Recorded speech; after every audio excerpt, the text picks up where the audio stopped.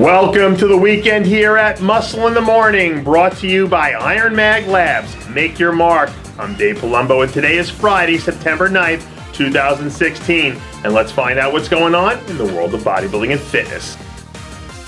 A few months after undergoing neck surgery to repair cracked vertebrae and bone fragments in his cervical spine, Dennis Wolf is starting to look more and more like his old self.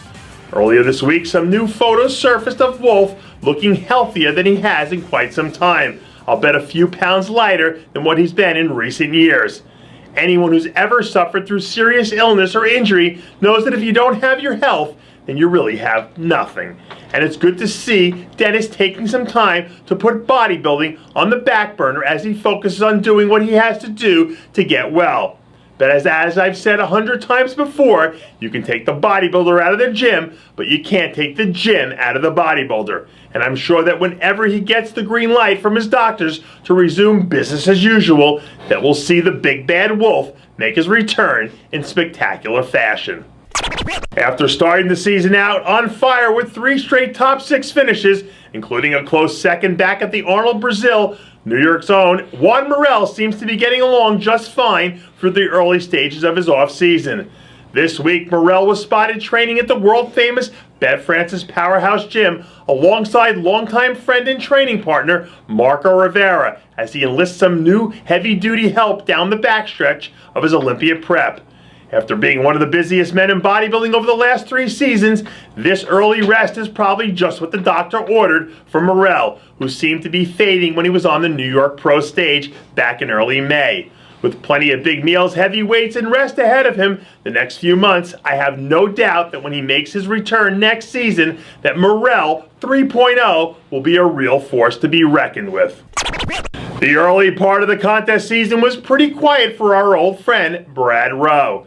But I get the feeling that all that's going to be changing here pretty soon.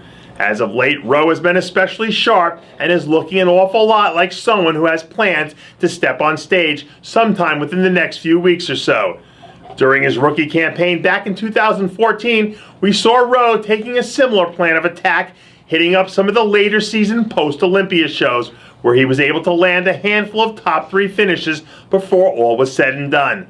Now that he's rebounded from last season's quad injury and has had time to really focus on making improvements, he looks to be well on his way to crushing his previous best.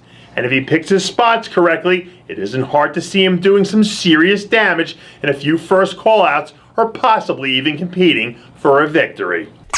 There are exactly 2 men heading into this year's Men's Physique Olympia contest who know what it takes to dig deep down in their souls and pull out an effort that it takes to become a champion. And Mark Anthony is one of those men. It's been more than a year since we last saw the former champ take the stage back at the 2015 Toronto Pro, where he wound up finishing a disappointing 8th place in front of his hometown crowd.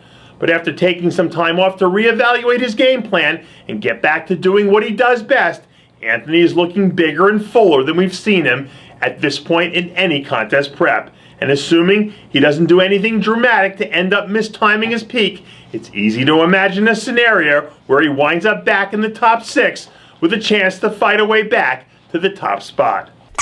So far this year, we've already seen the first wave of Impact rookies hit the scene and send ripples through the bodybuilding world. From the Ahmad Ashkenanis and the Robert Tims of the world who are heading into the Olympia, right on down to the Cody Montgomerys and Dominic Cardones, who dominated some of the early headlines.